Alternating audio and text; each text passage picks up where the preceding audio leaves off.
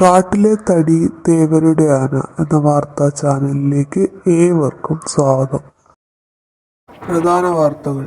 പക്ഷികളെ നിർബന്ധിച്ച് മാതൃഭാഷ പഠിപ്പിക്കരുത്, കടിനിർത്തൽ കരാർ ലംഘിച്ചു, പണം വലുതാക്കൽ കേസെടുക്കണം. പൊട്ടക്കിണറ്റിന് പുറത്ത് ജലവും വായുവും കണ്ടെത്തി, സയന്റിസ്റ്റ് മാക്രാൻ തവള. കടലാമകൾക്ക് കുടിയൊഴിപ്പിക്കൽ നോട്ടീസുമായി ലോക സ്രാവ് യൂണിയൻ. വാർത്തകൾ വിശദമായി.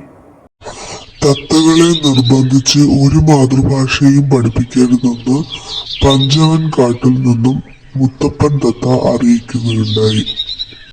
ക്ലാ ക്ലാ ക്ലീ ക്ലീ ക്ലൂ ക്ലൂ തുടങ്ങിയ അതിമനോഹരമായ പക്ഷിവാചകങ്ങൾ ഉള്ളപ്പോൾ എന്തിനാണ് തത്തമ്മേ പൂച്ച പൂച്ച എന്ന അതികഠിനമായ പ്രയോഗങ്ങൾ തങ്ങളെ പഠിപ്പിക്കുന്നതെന്ന് ഇന്നലെ നടന്ന പ്രസ് മീറ്റിലാണ് മുത്തപ്പൻ തത്ത ചോദ്യങ്ങൾ ഉന്നയിച്ചത്.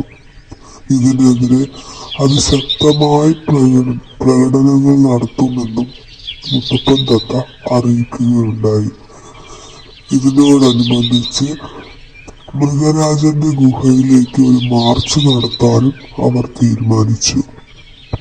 അതിർത്തിയിൽ നായ്ക്കൾ കടിനിർത്തൽ കരാർ ലംഘിച്ചതായി ചക്കിപ്പൂച്ച അറിയിച്ചു.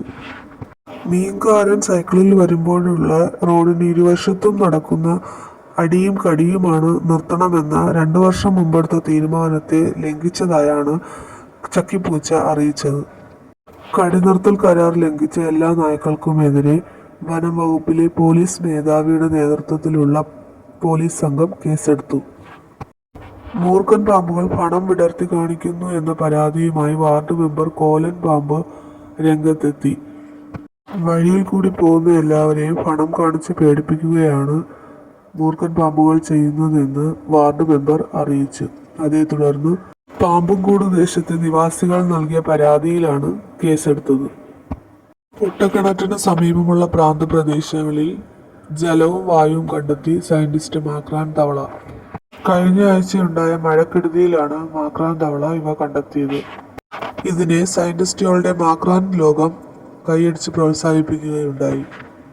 കൂടാതെ അടുത്തു നടക്കുന്ന സയന്റിസ്റ്റ് അവാർഡിൽ മാക്രാൻ തവളയ്ക്ക് ചുമന്ന കുട നൽകി ആദരിക്കുമെന്നും തവളക്കൂട്ടം പ്രസിഡന്റ് പറയുകയുണ്ടായി. കടലാമകൾക്ക് കുടിയൊഴിക്കൽ നോട്ടീസുമായി ലോക സ്രാവ് യൂണിയൻ. മുതുകത്തു വീടുമായി കടലിൽ തങ്ങരുതെന്നാണ് ലോക സ്രാവ് യൂണിയൻ കടലാമകൾക്ക് നൽകിയ നോട്ടീസിൽ ഉള്ളത്. ഒന്നുകിൽ മുതുകിലെ വീടുകൾ ഇളക്കി കളയുക, ഇല്ലെങ്കിൽ സമീപ പ്രദേശത്തു നിന്ന് മറ്റേതെങ്കിലും സ്ഥലത്തേക്ക് മാറി താമസിക്കുക എന്ന അന്ത്യശാസനമാണ് ലോക സ്രാവ് യൂണിയൻ കടലാമകൾക്ക് നൽകിയ വക്കീൽ നോട്ടീസിലുള്ളത്. കാലാകാലങ്ങളായി കടലിൽ വാസമർപ്പിച്ച കടലാമകൾ എങ്ങോട്ട് പോകണമെന്നറിയാതെ കഷ്ടപ്പെടുകയാണ്. കാലാവസ്ഥ. വേനൽ മഴ അതിശക്തിയായി തുടരുന്നതിന്റെ അടിസ്ഥാനത്തിൽ കാടിനുള്ളിലുള്ള സമീപ പ്രദേശങ്ങളിൽ റെഡ് അലർട്ട് പ്രഖ്യാപിച്ചു. കൂടാതെ ചുറ്റുമുള്ള സ്കൂളുകൾക്കും 2 ദിവസത്തേക്ക് അവധിയായിരിക്കുമെന്നും വനമന്ത്രി കുട്ടൻ കുറുക്കൻ അറിയിച്ചു. ഇതോടുകൂടി കാട്ടിലെ തടി തേവരുടെ ആന എന്ന ന്യൂസ് ചാനലിലെ വാർത്തകൾ പൂർണ്ണമാവുന്നു. വാർത്തകൾ യഥാസമയം നൽകിയ തെക്ക് വടക്ക് കാട്ടിലെ എല്ലാ നിവാസികൾക്കും നന്ദി അറിയിക്കുന്നു. നാളെ വീണ്ടും കാണുന്നത് വരെ ശുഭദിനം.